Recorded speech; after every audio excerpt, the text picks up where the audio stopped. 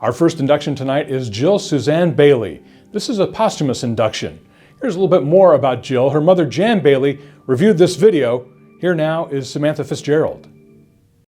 Jill loved school, helping others, and sports. She knew what she wanted, and she worked hard to achieve it at an early age. In elementary school, she started playing on the boys' soccer team as a goalie, since there were no girls' teams at the time. In middle school, she started to show her athletic ability. She played basketball, volleyball, and softball, including a summer competitive softball team. In high school, she was a standout player in all three sports and lettered in softball, volleyball, and basketball all 4 years. She helped lead the volleyball team to the state title her senior year and was named MVP for the tournament and named to the all-state team. Jill set many records in softball at Park Hill High School, some of which still stand today. She could throw the softball 67 to 70 miles an hour. The summer before her senior year, the calls started coming and Jill accepted a full-ride scholarship to play softball at the University of Kansas. In 1992, Jill's junior year, KU made it to the Women's College World Series. It was KU's first time ever making it. KUathletics.com calls her one of KU softball's all-time great pitchers, ranking 7th in career earned run average. Jill completed her degree in psychology and continued her education with 2 master's degrees in social work and higher learning. In 1994, Jill accepted a job as the assistant softball coach at Missouri Western in St. Joe. She coached 2 years as the assistant coach and became head coach her last year there. Jill then worked for the state of Missouri for about 5 years as an investigator for elderly abuse.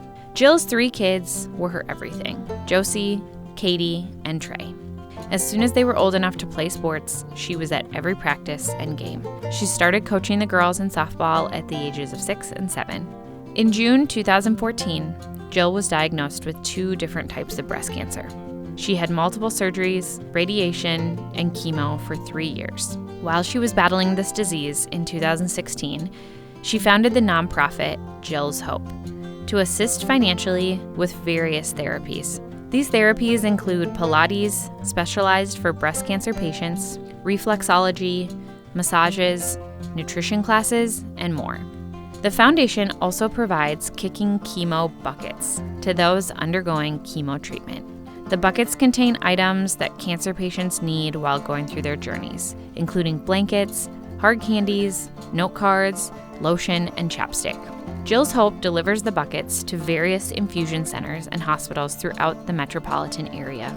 In the last 6 months alone, they've delivered 300 buckets to 7 hospitals and 2 cancer centers between Kansas City and St. Joseph. Finally, Jill's Hope provides a scholarship for softball-eligible players out of Park Hill who are going to college. In May 2017, she received the Kindest Kansas Citian Award from Synergy Services.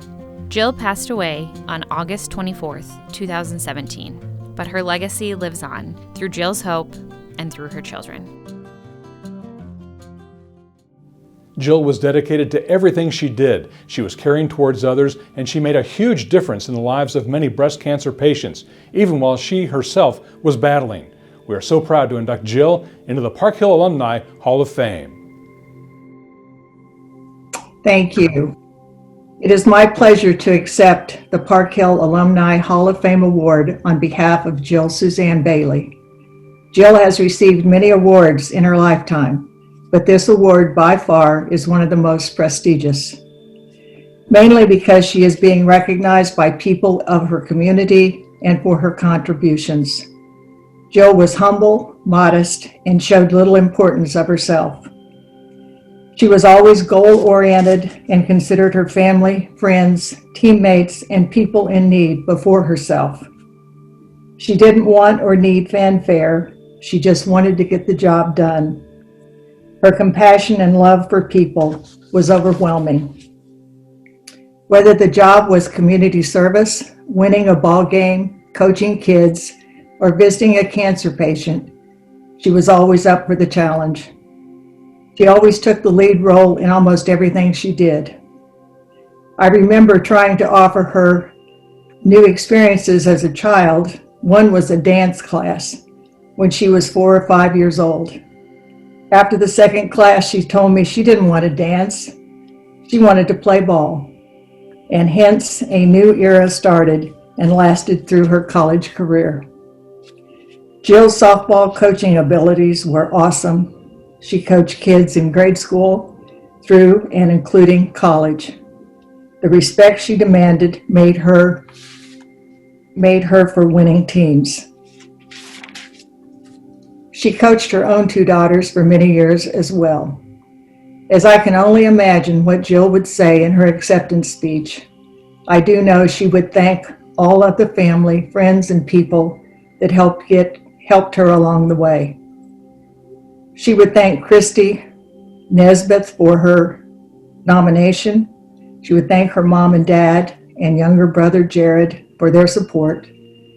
Her teachers from Graydon Elementary, Congress Middle School, Park Hill High School, and the University of Kansas.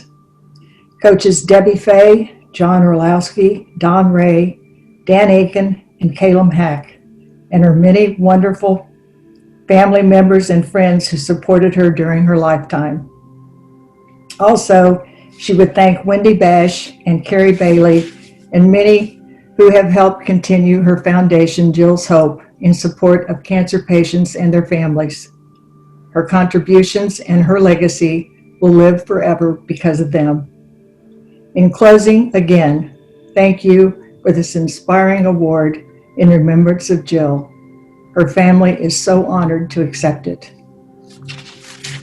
Thank you.